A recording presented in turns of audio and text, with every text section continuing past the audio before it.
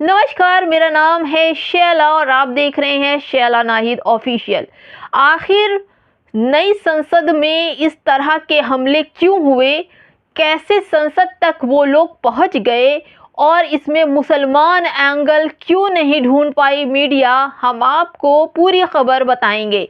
शुएब जमई अपने Twitter handle पर एक पोस्ट करते हैं। उस पोस्ट में लिखा है कि पिछली बार जब संसद हमला हुआ तब भी 2001 में बीजेपी की सरकार थी और इस बार भी बीजेपी की सरकार है। आईटी सेल के नारंगी जेब कतरे इसको नॉर्मल घटना बताने की कोशिश कर रहे हैं, जबकि देशभक्ति है कि भाजपा संसद ने एक हमलावर आतंकी को संसद के अंदर भेजा है।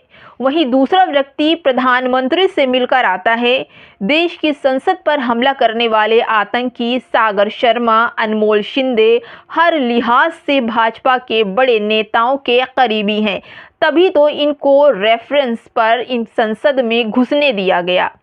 इतनी सुरक्षा के बावजूद भी कनिस्टर बम लेकर वो घुस पड़े, कैसे ला सकते हैं? जबकि विजिटर गैलरी में घुसने से पहले सारे सामानों की चेकिंग होती है।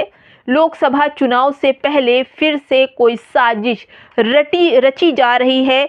चौकन्ना हो जाओ, ये शब्द थे शुएब जमई। पर मुस्लिम एंगल की बात होती है तब लोगों की खामोशी चुप्पी साध लेते हैं। हर जगह दंगे हो जाते हैं। अगर मुसलमानों के नाम कहीं जुड़ते हैं, ज़रा सा छेड़छाड़ का मामला होता है या भाषण कहीं दिए जाते हैं, उन पर तुरंत यूपीए लगा करके 2-2, 4-4 सालों से ताउम्र उन्हें जेलों में ठूस दिया जाता है। इतना बड़ा आतंकी हमला हुआ तो यहाँ पर मुसलमान एंगल नहीं है तो क्या ये आतंकी नहीं है? क्या इनको फांसी की सज़ा नहीं मिलेगी? क्या इन पर यूपीए लगा के इनके घरों को बुलडोज़र से तोड़ा नहीं जाएगा? इनको आतंकी क्यों नहीं कहा जा रहा है? सिर्फ मुसलमान को एक ट्रिक, एक पॉइंट रखकर उनको आतंकी बना दिया जाता है, एक नाम दे दिया जाता है। क्या नीलम, मनोरंजन और अनमोल सागर आतंकी नहीं है? प्रधानमंत्री की बनाई हुई नई संसद में सुरक्षा में चूक कैसे हो सकती है? ये सारा मामला जो है ये क्रिएटिव है, इसको किया गया है। अगर कोई मरा नहीं तो क्या सुरक्षा की चूक हम बात नहीं कर सकते हैं? ये सवाल बहुत अहम है, ये घटना बहुत बड़ी है। ये आतंकी हैं। इन लोगों ने जय भीम के नारे लगाए, भारत माता की जय बोली, तानाशाही बंद करो, महिलाओं पर अत्याचार बंद करो। ये साबित क्या करना चाहते थे? क्या ये भगत सिंह बनना चाहते थे? ये सुखदेव बनना चाहते हैं? ये राजगुरु बनना चाहते हैं? क्या साबित करना चाहते थे? फिर ये भाजपा सरकार में ही संसद पर हमला क्यों होता है कि संसद में भगदड़ मच गई?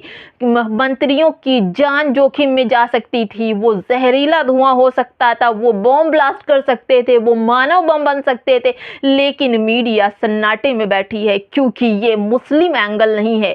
मुस्लिम एंगल होता तो अब तक न जाने कितनी जगह दंगे हो गए होते, कितने बेगुनाह मुसलमानों को मार दिया गया होता, कितने मुसलमान जेल में ठूस गए होते, कितने घरों में अब से तब तक बुलडोजर चलाकर उनको नेस्तनाबूद कर दिया जाता।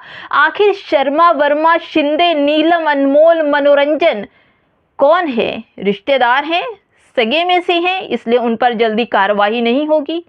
ढूंढते रहिए मुस्लिम एंगल और लोगों को बनाते रहिए बेवकूफ़, क्योंकि इन लोगों ने भारत माता के नारे लगाए थे, अल्लाहू अकबर के नारे नहीं लगाए थे। भारत माता के नारे लगाकर पार्लियामेंट में घुसे, वहाँ पर मंत्रियों को परेशान किया। हो सकता है वो जो सभापति थे उनकी कुर्सी तक भी दौड़। बीजेपी सरकार है, इसमें सिक्योरिटी, जब वो अपने मंत्रियों की सिक्योरिटी सुरक्षा नहीं कर पा रहे हैं तो वो देश की सुरक्षा क्या करेंगे?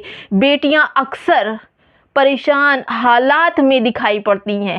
मुसलमानों की लिंचिंग सिर्फ इसलिए कही जाती है कि मुसलमानों को हिंदुओं से खतरा है। अगर मुस्लिम एंगल निकल आए तो ये गोदी मीडिया रार मचा देगी, सड़कों पे नंगा नाच करने लगेगी कि मुस्लिम एंगल है, इन पर यूपीए लगाओ, इन पर बुलडोजर चलाओ। क्या इससे कोई बड़ी साजिश की बू नहीं आ रही है? बिना अंदर की सपोर्ट के वो लोग अंदर कैसे पहुंच गए? सपोर्ट तो रहा होगा क्योंकि बीजेपी सरकार है, इन पर तो कोई ऑब्जेक्शन भी नहीं लग जा सकता या सारा ठिकरा मुसलमानों पे फोड़ देते हैं। शुएब जमई का एक और ट्विटर हैंडल है, जरा उस पर देखिए उन्होंने क्या कहा है कि आज संसद में हमला करने वाले आतंकवादियों का नाम नीलम सागर शर्मा है। दोनों भारत माता की जय के नारे लगा रहे थे। यानी कि क्या भारत माता की नारे लगाने से लोग साफ सुथरे हो जाते हैं, पाप मुक्त हो जाते हैं, या फिर अल्लाहू अकबर के नारे लगाकर आतंकी करार दिए जाते हैं, उन पर यूपीए लग जाता है, उनके घर बुलडोजर से तोड़ दिए जाते हैं? योगी सरकार रिश्तेदारी समझकर छोड़ देंगे?